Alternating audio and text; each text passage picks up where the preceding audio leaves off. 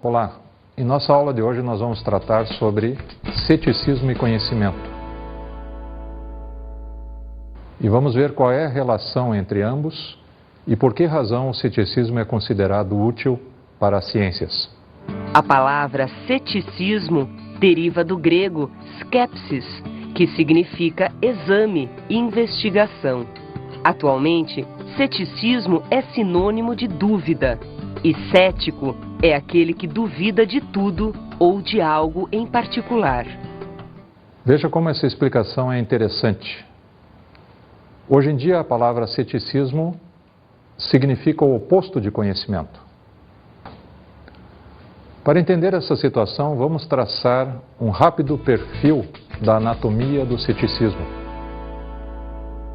O que ocorreu quando os gregos começaram a elaborar as primeiras teorias científicas sobre o universo foi o seguinte: diversas alternativas foram apresentadas para explicar como o universo surge, como ele se compõe, como as coisas desaparecem, como elas surgem novamente. Essas diversas alternativas, no entanto, tinham boas razões cada uma delas, e não era possível decidir qual era a correta. Em razão disso, uma coisa curiosa ocorreu. Em lugar de se propor uma outra alternativa, alguns pensadores sugeriram que talvez fosse o caso de que nós não temos como conhecer realmente como o universo é. Aí o surgimento da posição cética, no sentido em que essa palavra tem até hoje em dia. Não mais apenas como investigação, mas especialmente como dúvida. E essa dúvida, que era inicialmente uma dúvida teórica, foi se alastrando para a prática. E muitos daqueles filósofos céticos começaram a duvidar mesmo das coisas mais comuns do dia a dia. Um exemplo que nos mostra isso, um exemplo que também é curioso, é a história contada por um historiador da filosofia do século III depois de Cristo, sobre o filósofo cético grego chamado Pirro. Segundo Diógenes, Pirro caminhava e conversava com seu professor e amigo Anacharco, quando este caiu num pântano. Pirro continuou a caminhar sem o ajudar, tal a desconfiança que tinha de seus sentidos. A visão do amigo se debatendo no pântano, bem como seus gritos de socorro, podiam muito bem ser ilusão. Se outras pessoas não tivessem ajudado Anacharco, provavelmente ele teria morrido. Essa história, se verdadeira ou não, se for apenas uma anedota, ela nos mostra como aquela atitude positiva inicial de duvidar, quando era preciso duvidar, acabou se tornando uma atitude exagerada. Daí a distinção necessária entre ceticismo exagerado e ceticismo moderado. O ceticismo exagerado é aquele em que a dúvida se estende para o campo da vida prática e atrapalha a ação do indivíduo. Ou então é quando o sujeito duvida por duvidar, sem apresentar razões de por que está duvidando. Já o ceticismo moderado é aquele ceticismo em que são apresentadas as razões para a dúvida que está sendo proposta. Ou então quando a postura cética é utilizada como um caminho para atingir o conhecimento. Um exemplo claro desse segundo tipo de ceticismo moderado nós encontramos no filósofo francês René Descartes, que introduziu em epistemologia a chamada dúvida metódica, ou também conhecida como dúvida cartesiana. Nós podemos ter uma ideia do que consiste essa dúvida cartesiana vendo os dois primeiros princípios de filosofia segundo René Descartes. Artigo 1º. Para examinar a verdade é necessário, uma vez na vida, pôr todas as coisas em dúvida, tanto quanto se puder. Artigo 2º. É útil também considerar como falsas todas as coisas de que se pode duvidar. Qual é a proposta que Descartes está fazendo aqui? Descartes propõe que tudo aquilo que é duvidoso seja considerado falso. Mas não é isso justamente um ceticismo exagerado? Parece, mas não é. Porque Descartes é cuidadoso em afirmar, em outras partes do seu texto, que isso nada tem a ver com a vida prática. Nós devemos continuar vivendo normalmente, de acordo com os costumes da sociedade em que vivemos. O que nós devemos fazer com a dúvida metódica, segundo Descartes, é examinar até que ponto as nossas ciências estão bem fundamentadas. E é essa a proposta dele. Essa proposta da dúvida metódica consiste numa técnica de avaliar as pretensões de conhecimento. Como é que funciona essa técnica? Descartes utiliza elementos que já a filosofia anterior a ele havia proposto, como, por exemplo, a dúvida dos sentidos ou a dúvida do sonho, e introduz um elemento novo pelo qual ele ficou famoso, a chamada dúvida do gênio maligno. O que são essas dúvidas? Essas dúvidas não são dúvidas práticas. Não se trata do sujeito saber, por exemplo, como deve conduzir a sua vida. Ou se a gente for pegar um exemplo atual, qual é o curso que eu devo fazer? Como é que Descartes construiu essa metodologia? A coisa é relativamente simples. O que ele faz é aquilo que se chama de experimento, assim como se faz nas ciências hoje em dia. A diferença é que não é um experimento laboratorial, é um experimento de pensamento. E ele é construído da seguinte maneira. Você toma um elemento que geralmente é uma crença comum, modifica esse elemento e vê de que maneira isso afeta o nosso conhecimento, para verificar qual é o fundamento do conhecimento. No caso de Descartes, entre os exemplos que ele usa, ele cria a hipótese do gênio maligno. Isso é chamado de hipótese porque ele não está afirmando que isso é realmente assim. Ele apenas está dizendo, imagina se fosse assim. A hipótese do gênio maligno é construída na crença do Deus cristão. O Deus que é onipotente, onisciente. Além dessas características, Descartes imagina, e chama isso de gênio maligno, uma divindade que fosse como Deus cristão, só que fosse enganadora. E ele pergunta, posso eu imaginar isso? Sem dúvida eu posso, não é contraditório. Então vamos supor que existe um Deus que pode fazer tudo o que quer e que sabe tudo, mas cuja diversão é nos enganar constantemente. Então, por exemplo, se eu penso que 3 vezes 3 igual a 9, Deus está me enganando, influindo no meu pensamento. E eu acabo em erro. Que garantia eu tenho contra isso? Essa é a forma de raciocinar. Vamos agora utilizar um exemplo mais contemporâneo. Já as pessoas hoje em dia já não acreditam em Deus. Vamos mencionar um famoso exemplo de um filósofo americano chamado Putnam, que é a hipótese do cérebro numa cuba. Hipótese do cérebro numa cuba. Um cérebro humano é retirado do corpo de um bebê e mantido vivo em um recipiente com fluido nutritivo. Suas células nervosas estão conectadas a um computador de tal forma que tem experiências como se estivesse em um corpo e vivendo em um ambiente externo usual, embora seja o computador a fonte das informações. O que essa hipótese nos mostraria? Veja que ela é uma hipótese bem atual.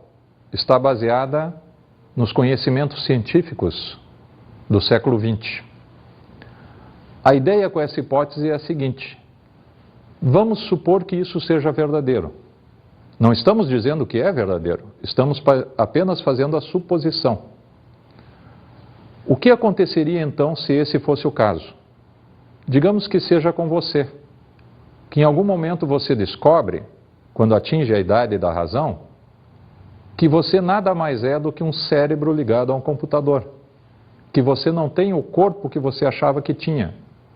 Como é que isso vai afetar aquilo em que você acredita? Algumas coisas, obviamente, vai afetar, porque muitas das coisas que você acredita estão baseadas no fato de que você tem um corpo. Agora, se você descobre que não tem um corpo e que é só um cérebro ligado a um computador, essas coisas nas quais você acreditava, porque acreditava ter um corpo, perdem o seu fundamento. Por exemplo, que as coisas são coloridas, que as coisas têm certos cheiros. Como responder a isso? Esse é um outro ponto. Como responder ao cético? Há um tipo de resposta que é muito comum e que as pessoas, quando ouvem esse tipo de discussão filosófica, logo apresentam, que é uma resposta mostrando a obviedade do conhecimento.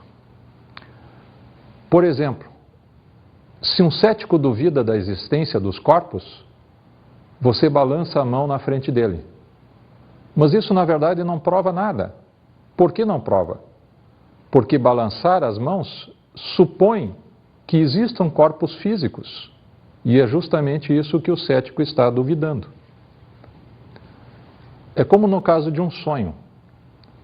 Se alguém está sonhando e não tem certeza se está dormindo, se está acordado, e pede para alguém que lhe belisque, esse beliscão não serve como argumento para distinguir o sonho da vigília. Vamos ver isso num exemplo. Eu não acredito! Melissa, eu não acredito! Eu acho que eu ganhei na Mega Sena! Ganhou na Mega Sena? Parece que eu tô sonhando! Me belisca pra ver se eu não tô sonhando! Ai! Por que você fez isso? Ué, você pediu, eu belisquei. Poxa, doeu, Melissa. Sei lá, você pediu, eu continuei. Não sei porque você tá irritado. Nossa, mas você tem unha comprida, machuca, sabia? Desculpa, mas da próxima vez não pede, que eu vou continuar beliscando. Mas eu pedi por quê? Por quê? Essa história que vocês acabaram de ver não serve para fazer a distinção entre sonho e vigília, entre estar sonhando e estar acordado. Porque tudo isso ocorre dentro do sonho. Um beliscão dentro do sonho é tão real quanto todo o resto do sonho. Se eu admito a possibilidade de que a vida inteira é um sonho, não adianta eu fazer aquilo que na vida normal serve para distinguir o sono da vigília. Na vida normal, se alguém está dormindo e eu quero acordá-lo, eu posso dar um grito, posso mexer na pessoa, mas é porque eu já suponho que haja uma diferença, e vivo a minha vida dessa maneira, entre estar dormindo e estar acordado. O argumento do sonho é algo mais geral. Então, para refutar esse argumento, não basta fazer alguma coisa que seria normal. É preciso algum outro tipo de argumento. E é aqui que nós entramos naquilo que seria resposta adequada ao cético. A resposta adequada ao cético pode ter dois formatos. Ou nós mostramos a inconsistência da afirmação cética, ou mostramos os pressupostos que o cético está fazendo ao afirmar o seu ceticismo. No primeiro caso, por exemplo, se alguém diz que não é possível saber nada, essa sentença, não é possível saber nada, que seria uma espécie de ceticismo universal, essa sentença é verdadeira ou falsa. Se ela for verdadeira, se o cético está certo ao dizer que não é possível conhecer nada ou saber nada, Se ela for verdadeira, nós sabemos isso, que não é possível saber nada. Logo, é possível saber algo? Logo, o cético fez uma afirmação que na verdade é falsa.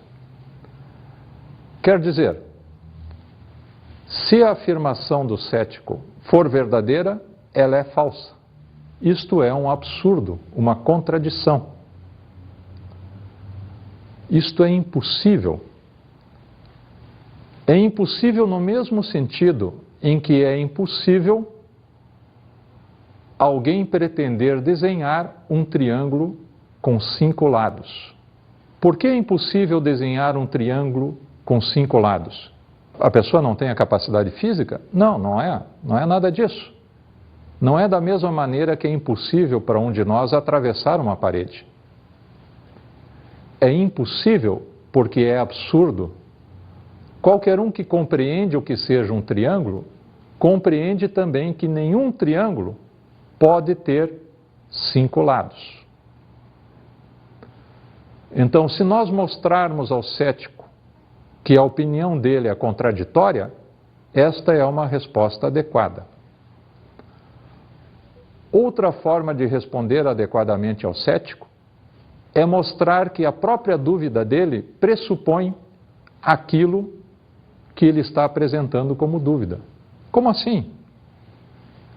Veja, por exemplo... Se o cético apontar para a incerteza das informações dos sentidos, mostrar que esta incerteza só é percebida em razão de que os próprios sentidos corrigem a informação sensível anterior. Essas considerações nos levam ao ponto seguinte, acerca das condições necessárias para o conhecimento, que são a crença, a verdade e a justificação. Se eu digo, eu sei que 2 mais 2 é igual a 4, o que está implícito aí? Primeiro está implícito que eu acredito que 2 mais 2 é igual a 4. Segundo, está implícito que, por acreditar nisso, eu considero que é verdade que 2 mais 2 é igual a 4. E aqui há um elemento importante em todo o conhecimento, a verdade. Mas o que é a verdade? Uma das definições clássicas frequentemente apresentadas é a definição de Aristóteles. Dizer daquilo que não é, ou daquilo que não é, é falso. Enquanto dizer daquilo que é, ou daquilo que não é, é verdadeiro.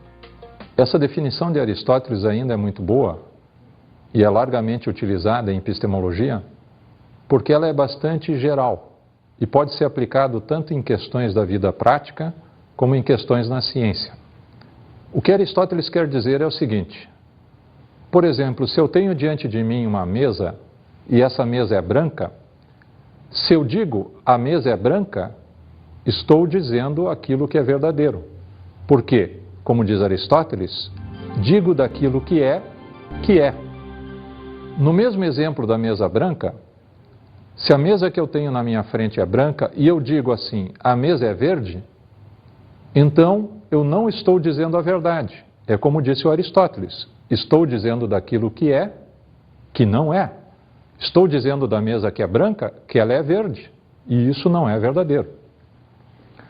A outra parte da definição também funciona. Se eu digo, por exemplo, de uma cadeira que tem 4 pernas, que ela tem 3 pernas, estou dizendo daquilo que não é uma cadeira de 3 pernas, que ela é uma cadeira de 3 pernas. Então, não estou dizendo a verdade, porque a verdade não corresponde com aquilo que eu estou vendo. Entretanto, isso não é suficiente para que haja conhecimento. Porque pode ser o caso de que nós dizemos a verdade e dizemos isso por sorte ou por acaso. Como se alguém me pergunta se eu sei quantas mesas há naquela sala e eu digo há 30, e a pessoa vai lá e conta e há realmente 30 mesas, isso quer dizer que eu sabia que aquela sala continha 30 mesas? Não necessariamente, porque pode ser que eu tinha passado lá no dia anterior e alguém me falou que havia 30 mesas lá, e eu acreditei. Mas entre o dia de ontem e o dia de hoje, muitos elementos podem ter ocorrido. É que a razão da minha crença, neste caso, não é suficiente para justificar aquilo que eu creio. E se não é suficiente, não constitui conhecimento. É esse o terceiro elemento para o conhecimento, a justificação, ou então a evidência. Vamos ver um exemplo. E aí, Melissa, vamos? Ai, desculpa, Ali, não vai dar pra gente andar de bicicleta como a gente tinha combinado, não. Por quê? Ah, porque vai chover e eu não quero ficar resfriada. Ai, tá, e como é que você sabe que vai chover? É porque eu assisti ontem na previsão do tempo no jornal. Ai, você acredita na previsão do tempo? Claro, eles têm instrumentos específicos pra fazer a medição. Ah, Melissa, vamos lá rapidinho, antes da chuva. Não vai dar, a chuva tá chegando. Ai, como é que você sabe? Escuta o barulho do vento e do trovão. Ah, é a chuva chegando, não vai dar. É, então, eu nem vou trocar de roupa, né? Ah, nem muda, não vale a pena, a gente marca outro dia, pode deixar. É, então, vamos no shopping. Não, você tem que estudar, você tem prova depois da manhã, então aproveita, já que tá chovendo mesmo. É verdade, então... Ah, eu já sei, vou estudar geografia. Então beleza, manda ver. Aqui,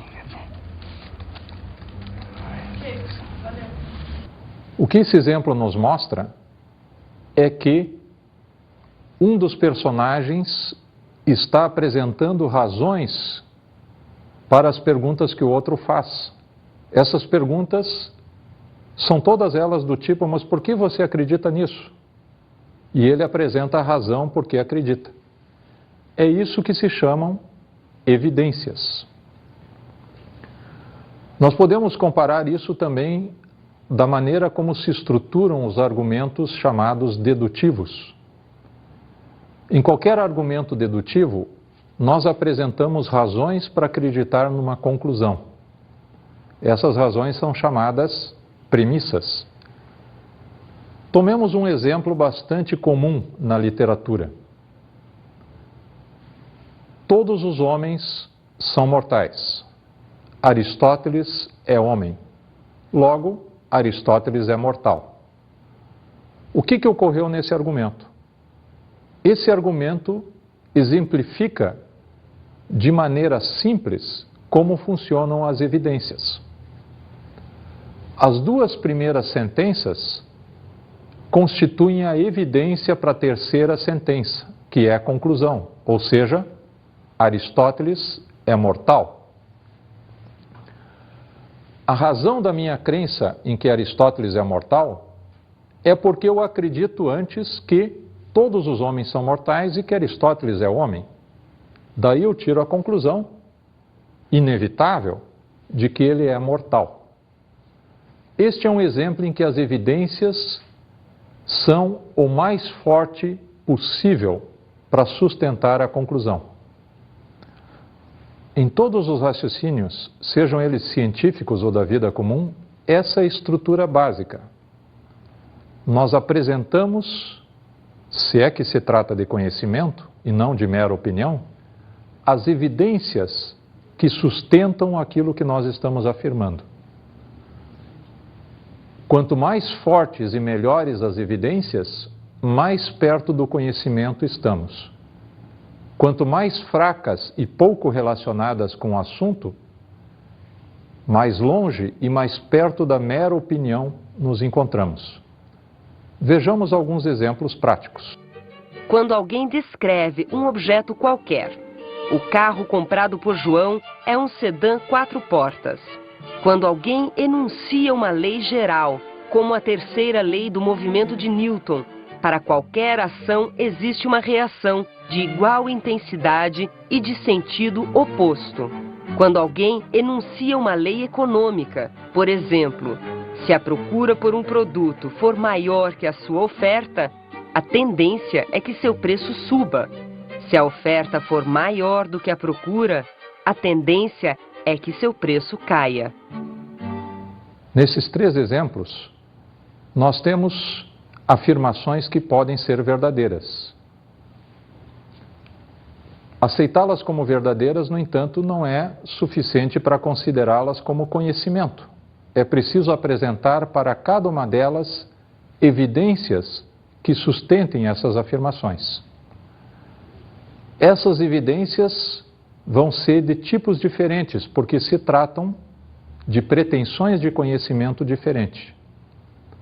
No primeiro exemplo, trata-se de um conhecimento comum, baseado naquilo que nós vemos.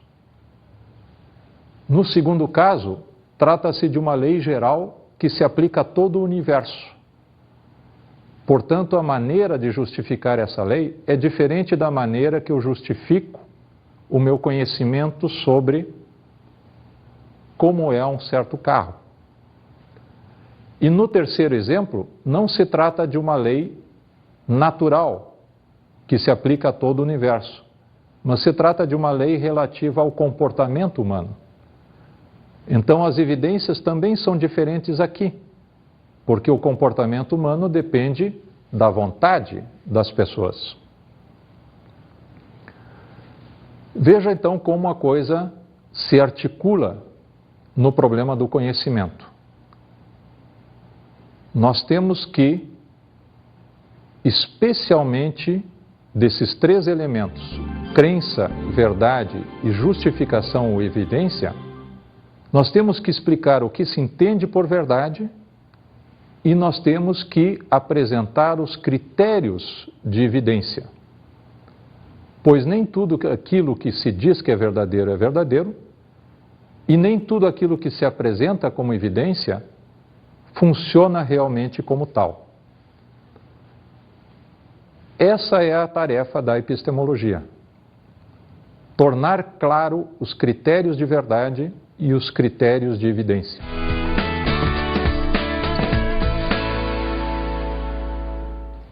A dica de estudo para esta aula é a seguinte: Tratado da Natureza Humana, do filósofo David Hume, editado pela Unesp.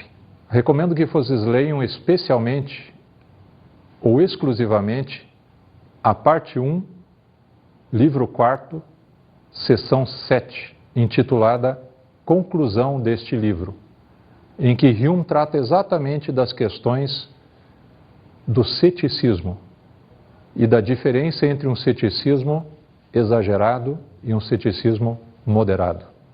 Boa leitura.